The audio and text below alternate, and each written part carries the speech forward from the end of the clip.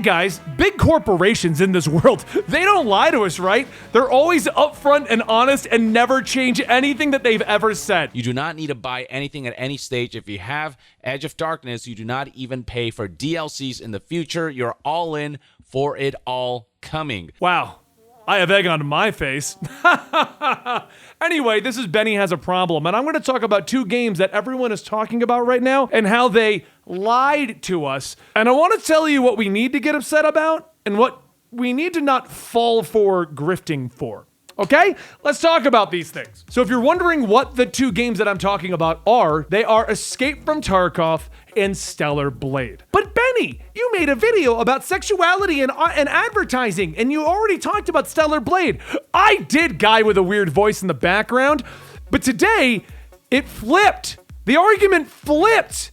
And these people don't understand what's going on. So let's start there. Stellar Blade is a game that I've now played, which is basically Nier. It's Bayonetta, it's Devil May Cry. It's that style of gameplay. The main character is overly sexualized, and there was an entire argument based around that. The first one being gaming journalists and gaming people on Twitter who just want to argue about everything argued that the woman inside of Stellar Blade is not of realistic proportions. Shift Up followed up with that instead. Here is the Korean model we used. You're telling us she isn't real. On top of that, plenty of cosplayers have proven that these are realistic proportions.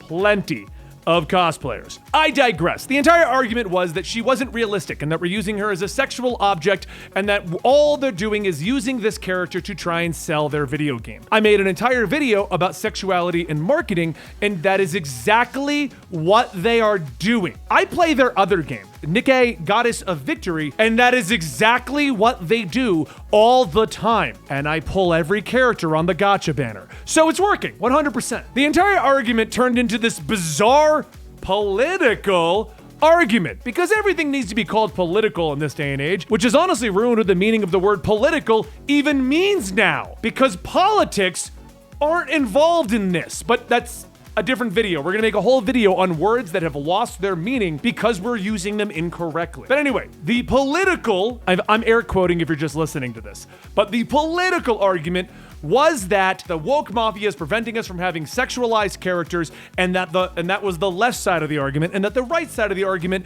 was all happy because this proved that we are willing to buy games with overly sexualized characters, and we need to go back to that because the woke mafia lost. That was the most bare bones, broken down version of that argument. I'm giving you the bare bones version because that's actually not what we're here to talk about. You see, the game came out. As we got closer and closer, the argument got stupider and stupider because they were trying to argue things like, well, this character that is naked in this video game is being represented in this way, but this character is represented in that way, and the argument just got worse and worse and worse. And then the game came out, and now the right side of the argument, the ones that were arguing that we finally have sexualized characters and this proves that we're willing to pay for it, have flipped their argument to the game is censored, give me refund. There's a grifter online who basically came out and stated that a costume that was presented 6 months ago in the development of this game is gone or slightly covered. The actual covering was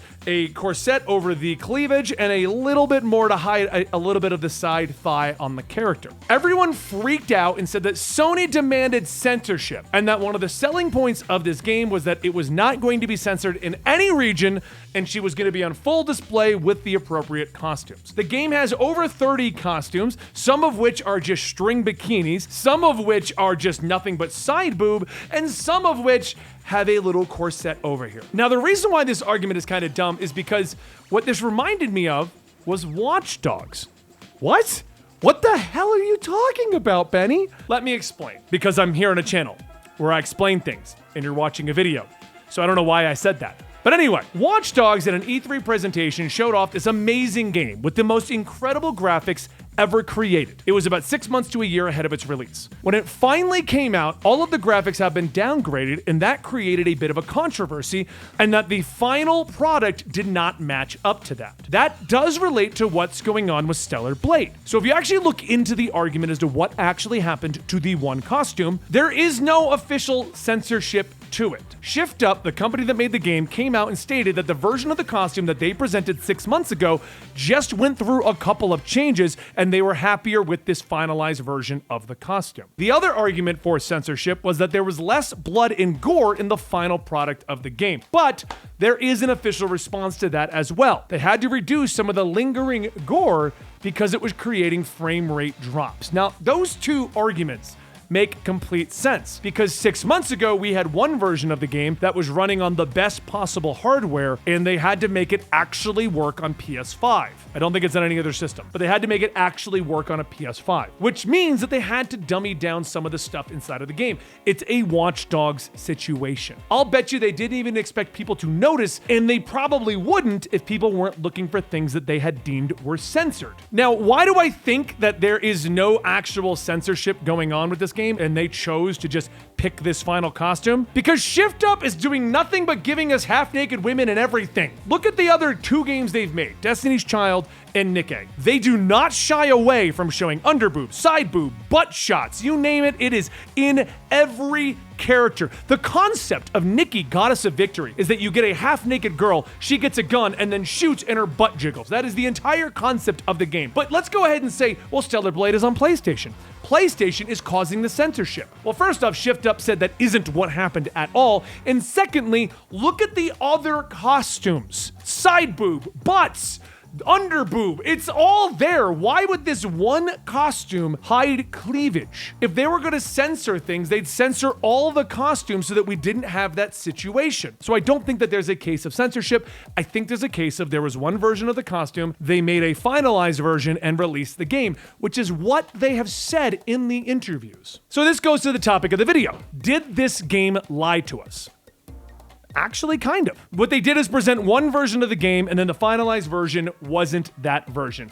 Even if it was a mild change to the costume and mild changes to the blood and gore, that is what happened. It's a Watch Dogs situation. But is this something we should be getting upset about? These minor changes to one costume out of 30 plus, all of which is everything from a butt shot to a side boob to an underboob? No, because right now in the exact same industry, we have a situation in which a company legitimately lied and is trying to steal $250 from you. Let's go into the Escape from Tarkov situation. Because in my opinion, if we're going to get angry and we're going to try to fix the industry, we need to pick and choose our fights. And you might go, but Benny, we gotta fight all of them. That way we fix everything in the industry. Again, guy in the back with the weird voice, I agree with you.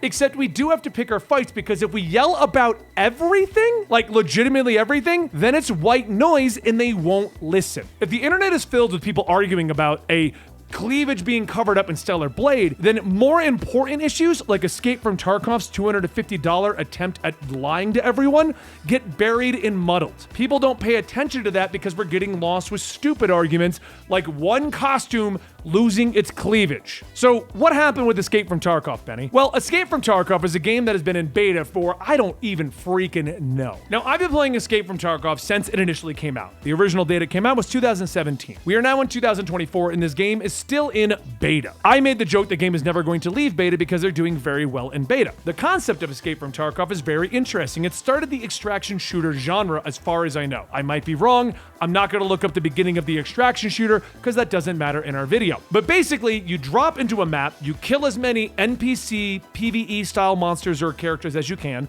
get the loot, and try to get out. Other players also dropped into the map, and they are also trying to get you and the loot at the same time. But what they did when the game came out is they gave you an option. You can buy the base game for, I don't even remember how much, but there was a $100 option that would give you temporary pay-to-win aspects, such as more stash space, so that you could get more stuff out of the map at once, and it would give you unlimited access to anything they release moving forward, dictated on the website as DLC. So any DLC they create, if you buy the $100 version, you will get all of it. A lot of games in early beta eras kind of did a similar project. You pay a lot up front, but we're not going to make you pay later. One of the biggest examples that I can remember was actually Smite. When I first played Smite, they gave you an option to just pay a bunch up front and you never have to buy a hero. You have every hero in existence. But that's where the problem came in. Escape from Tarkov has now been in beta since 2017. It has no signs of it officially releasing. And it is very popular on Twitch and within the shooter community. It led the extraction shooter genre. A lot of people play it. I've played it off and on. Everything seemed to be okay. The company for the game, Battlestate Games, was listening to its community. They would constantly respond, but they started to come out with a few interesting extra DLCs, extra features. Stuff that the community wanted, but it was included kind of with the package. Well, they officially came out with a new edition of the game, known as the Unheard Edition. The Unheard Edition will cost you $250. It will allow you to play a PvE version of Tarkov. Now, as someone who played Tarkov, normally I would play a good chunk of it during the beginning of a season, and then everyone would have more time than me, get super leveled up, and then I'd just be left in the dust and I would quit until the next season. I would always joke with my friend group, like, wouldn't it be cool if there was a separate PvE mode so we don't have to worry about the wipes in the season and trying to keep up, and we could just go and do the content? The PvE side of the game is basically a lot of like NPCs and raid bosses and stuff like that on the map. They're fully mapped out with like keys, and then you unlock a room and then you go into a dungeon-like area. And in the main game, you're fighting with other players for all of that, which is fun until you're 1 month into the season and you're behind and everyone's got better gear. So this was going to be the PvE version of the game. Cool.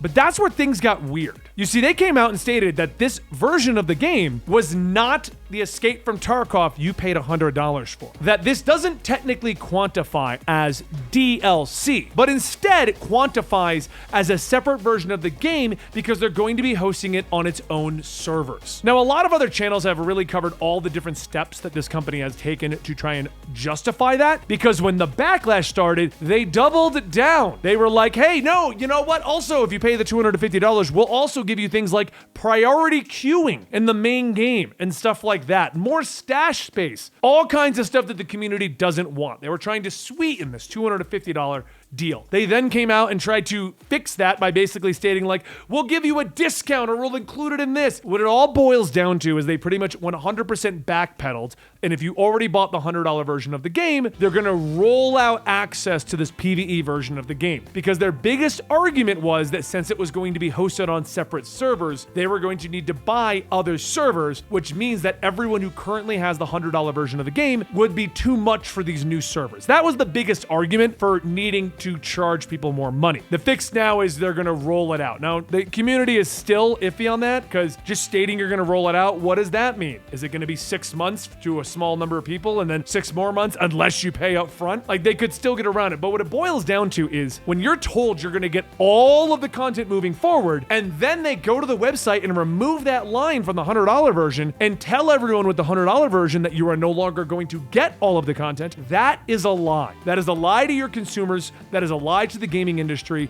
That is a problem. And this also sets a precedent. If Battlestate Games can sell a $250 version of this game and it does good numbers, you don't even lie. You know Ubisoft and EA are going to be looking at that. Ubisoft is already trying to get us to pay boatloads for Star Wars, a single-player outlaw game or whatever it's called. But they're already trying to up the price on that. Imagine if they're like, wait, people are willing to pay $250 even if they're complaining? So the point I'm making is, arguing about censorship in Stellar Blade, which technically is censorship because they changed what they presented to you, isn't really that big of a deal when you saw an early version of the game. It wasn't the finalized costume. That's what Shift Up is stating. That was not the finalized costume. And look at all the other costumes with side boob and butts and all these other things. Arguing that and trying to blow up Twitter to go against Stellar Blade and start demanding refunds muddies the waters for legitimate arguments in the gaming industry, such as a company lying to its players and trying to get $250 from you for one version of the game. What we need to be focusing on as gamers and looking at the gaming industry is legitimate problems and make noise about that. I got nothing more to say.